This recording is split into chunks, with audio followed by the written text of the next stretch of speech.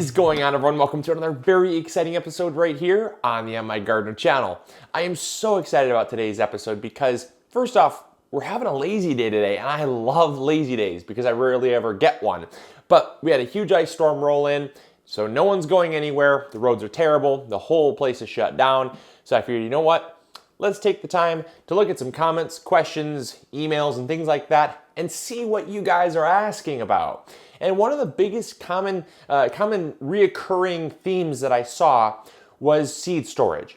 How do you store your seeds for long periods of time? How do you keep them fresh? Or if I buy my seeds now, but I'm not ready to plant, what's the best way to keep them viable? And so we've really covered this quite a few different times here on the channel, but I've never done a comprehensive seed storage tutorial. And so I figured I'd do that today. Let me show you kind of what's going on outside before we get started with this episode. So that is pretty much my life right now. As you can see, it's blizzarding now.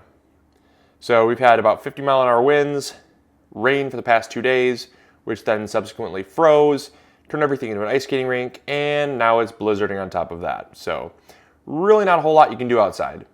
So in this episode, I'm going to be breaking down the 3 steps to maintaining seed viability for long periods of time.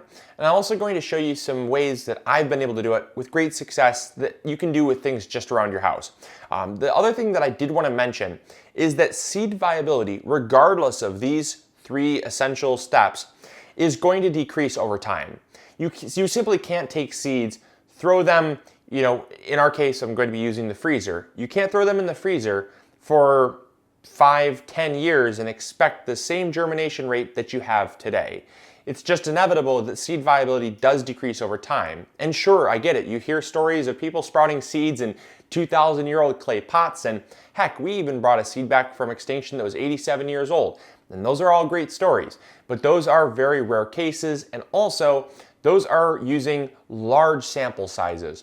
Usually, if you take a sample size of 10 seeds and they're any older than maybe 10 years old, your chances of getting any one of those 10 seeds to sprout is pretty slim.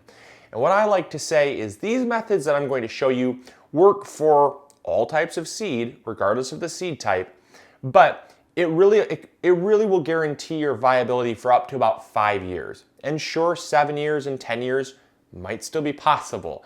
But for most of us, for you and I, we look for keeping the freshness of our seed temporarily. Maybe we bought our seeds early when they were a good deal and we want to just make sure they stay fresh till we can plant them. Or maybe we just saved our seed and we want to keep their freshness for next year. Oftentimes what I'll like to do also is I'll keep some seeds that I have in my seed collection that are really rare, really difficult to find, but I might not need to plant them that year, but I want to maintain the genetic biodiversity, so if I do want to plant them or someone does need them in the future, I can pull them out and I can guarantee that somewhere between 1 and 7 years can elapse, and I can still get something to sprout. And so that's a really reassuring thing for me. So I'll also use it in that case.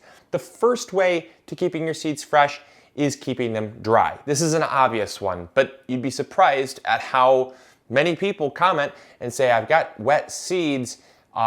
Is there any way that I can still, maybe they dropped them, or maybe they dropped them in like a puddle. Maybe they got rained on, the packet got rained on, or maybe their mailbox had a leak and they got seeds from a seed supplier that were automatically wet.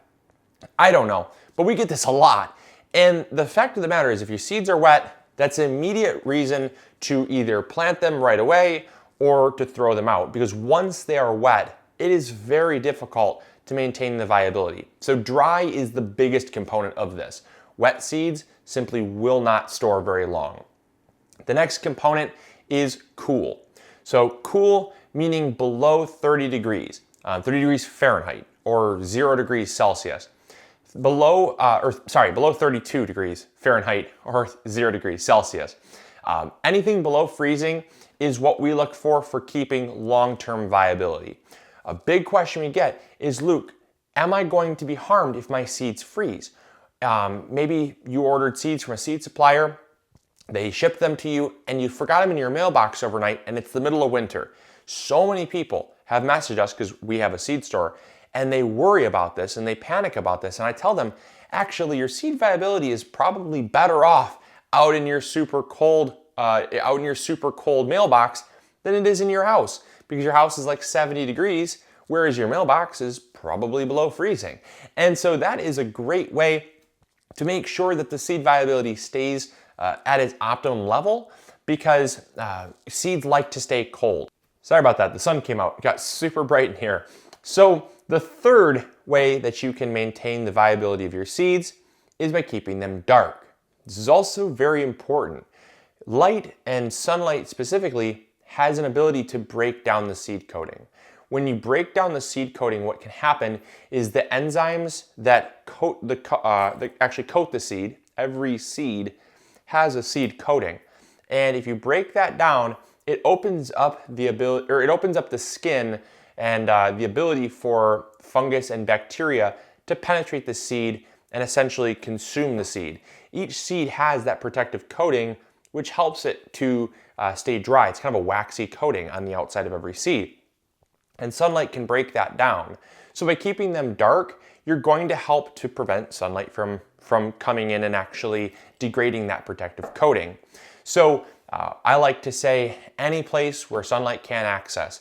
This can be in a cupboard. This can be, in our case, my favorite way is the freezer, because the freezer is cool, it's dark, and as long as you keep them dry, you got all three covered. One of the things that is optional is air. So air has the ability to oxidize, and oxidization has an ability to break down the viability of seeds as well.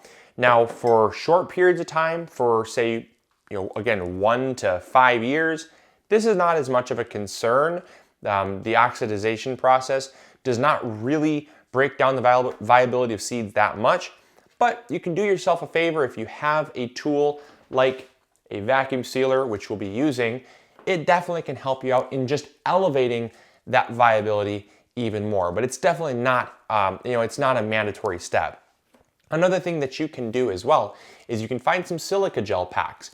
Those silica gel packs are very helpful. They usually come in shoe boxes or electronics, things like that, and they usually say silica, do not eat, things like that. Well, what those do is it actually absorbs any residual moisture, even in the air. It'll help to dry that air out. And that is a really helpful thing, because the drier the air, the better your seeds will be. So I don't typically have a lot laying around, so I don't have any at my disposal, but you can even buy them on Amazon if you'd like to. And that's a very great way to making sure that your seeds stay really dry. Here we have just a regular mason jar. And in our mason jar, we have some Canierly yellow eye beans. And so I have here my first way, which is just a mason jar. And I like to use these smaller mason jars here. I'm not sure exactly what size they are. I think they're maybe like a 4-ounce jar or so, maybe an 8-ounce jar at most. And it's a good size for saving seeds for a long period of time. So then what I like to do is I like to screw on one of these super heavy duty lids, and these are good to go. So I'll throw this right in the fridge. This is good for bulk storage like that. Or if you have a ton of seeds, obviously throw them in a bigger jar. If you've got packets, what I really like to do is with packets, I like to simply keep them in their original packet because they've got their name on them and everything. This I'll actually have to label Canierly Yellow Eye Bean, because otherwise it could get mixed up with some other stuff in my collection. But with seed packets, I like to simply give them a little bit of a bend, shake them, give them a little bit of a bend there. Get a wide mouth jar, that really helps. And there you go.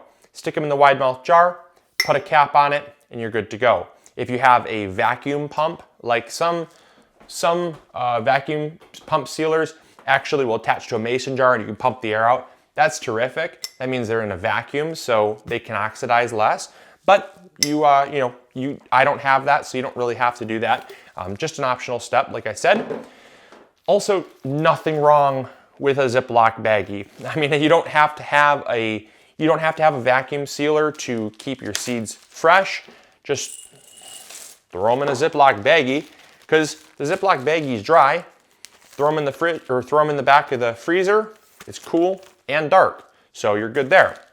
You can also use a refrigerator if your freezer is too full.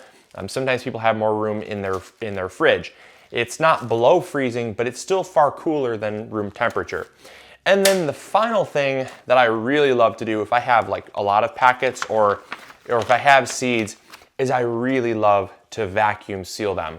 This is because we have a Food Saver, the Food Saver vacuum sealer, and I love, absolutely love to save packets as well as seed in there. That is by far the best way because they store flat.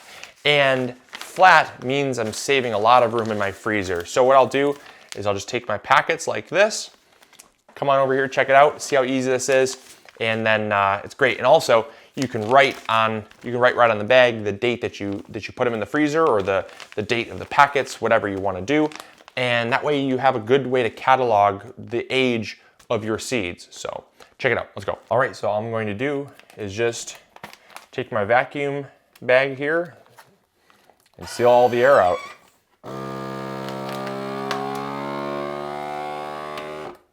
And you don't need to go overkill. I mean, I don't vacuum pack it till it's, just suffocating the stuff, but I've gotten all the air out. And that's really nice because now you've got a really nice vacuum packed pack of seeds there. And you can even do it by variety. If you want to do all your lettuce seed in one, do all your corn seed in another, all your carrot seed in another, whatever, tomato seeds. This is also a really great way to keep your seeds organized, fresh for long periods of time. So there you go. I really hope you enjoyed this episode. I hope you learned something new. If you did, make sure to give it a huge thumbs up. Also, if you have any comments or questions, make sure to throw those in the comments box below. Like I said, I'm not going anywhere today, so I'm pretty much just answering comments and emails and things like that. So finding ways to make myself busy. Hopefully you guys are staying warm, staying safe, and also, I really hope you guys are saving your seeds. This is a great way to just making sure that you have, the essentials to having a successful garden, because we talk about so often about how the garden is important outside, and we talk about how to grow that garden, but we also talk about how to save those seeds, and this is really kind of closing that loop and bringing it full circle so your seeds are fresh for the next spring after you save them or have them, so that you can grow it all again. And I love closing that loop so you can really have a successful garden from start to finish. So I hope you guys enjoyed. I hope you learned something new. As always, this is Luke from the MIgardener channel reminding you to grow big or go home. And we'll catch you all later. See ya. Bye.